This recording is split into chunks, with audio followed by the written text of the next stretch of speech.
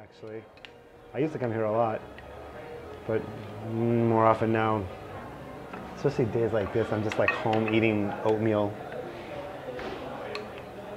Are you? My yogurt. Are you taping this? I am. Great. This is last food yoga 101. Juk, the salmon juk. So it's a rice, sort of a porridge, and it's got ginger and garlic and peanuts and scallions and carrots, and I'm about to throw 2 poached eggs on top because the protein of salmon just isn't enough for me because of how active I've been lately, and I'm in the middle of teacher training, and we have 3 weekends left, and then I get to go on vacation. How did I get into yoga? So I was a big weightlifter at the gym. Not anymore. Okay, but I was. And I was one of those guys. I would work out in the morning, so I would go to the gym at like 5:30, and I would run in, and I'd do my weights, and I'd pound, pound, pound, pound, pound, and then I would run to the shower, and I would get dressed, and I would run to work, and my whole life was just like running, running, running. And a friend said, you know, we should stretch once in a while, and I thought, you know, we could stretch once in a while, but whatever, who has the time? So we watched the people doing yoga, and I thought, this just doesn't look fun. It doesn't look exciting, it doesn't look invigorating, it doesn't look like it would actually help. And so one day we just decided to do it after watching for a couple of years. So we took this class, and it was a sub, and we walked in, and she was like, something, something, something, intention, and close your eyes, and I hadn't closed my eyes for years. And I was always sort of that guy who looked like there was something going to be, I would look over my shoulder my whole life.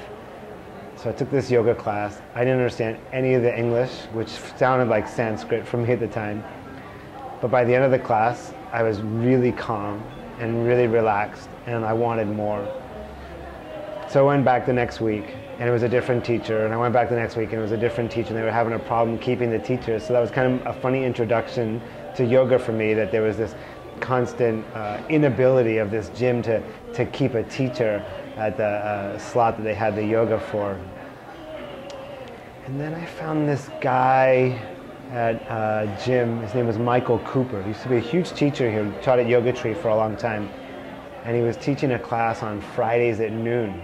So I would leave work early every Friday. I would go into work at like 7. I would leave at like 11 and tell my boss I had something going on. And it was a very basic class. Like we would just do lots of sound and healing vibrations through sound and bringing up the voice and from the belly. And maybe a warrior 1, a warrior 2, and a triangle. And that was it. But it was great, and it was fun, and he was funny, and he made it really accessible for folks like me who had no balance and had no flexibility and no body awareness on the inside. But I kept going. I went every week. And then, how did I find Yoga Tree?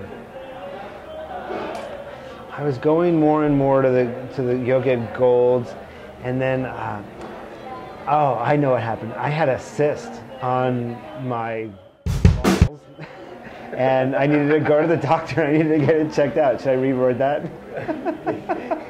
What would you call it? A cyst on my genitals, a cyst on my, I don't know, you know, body parts in yoga. It's kind of a funny thing, and how people, it's like the whole thing with naked yoga and what we sexualize too. So I think it's really interesting. We'll talk about that later. So I went to the doctor's office. I had to get the, whatever they do, and they wave the wand and take the pictures. And this guy did it. And I'll tell you who the guy was later. So this guy did it, and he was very caring. It was a very scary time for me and what was happening, because there was this lump, and he couldn't talk about it because he wasn't a doctor, whatever. That time passed.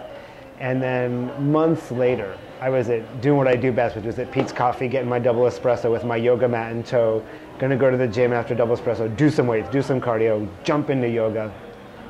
Well, the guy who had done the picture taking thing, there's the word, finally found it, was at Pete's. And he's like, do you practice? And I looked back, he tapped me on the shoulder, like, practice what? I didn't even know like practice was that sort of vocabulary yet. And he said, yoga. And I said, well, yeah, this is my mat. And he's like, oh, you should check out this class on Sunday mornings, 9 a.m. at Yoga Tree. And I was like, what's Yoga Tree? So long story short, that was Rusty Wells, who used to work at the hospital and took care of me way back in the 90s. And this is Yoga Tree, I think, was opening up in the Castro. So that was sort of my launch, you could say, into practicing in a studio. I went that Sunday morning. There was way too much incense going. It really choked me.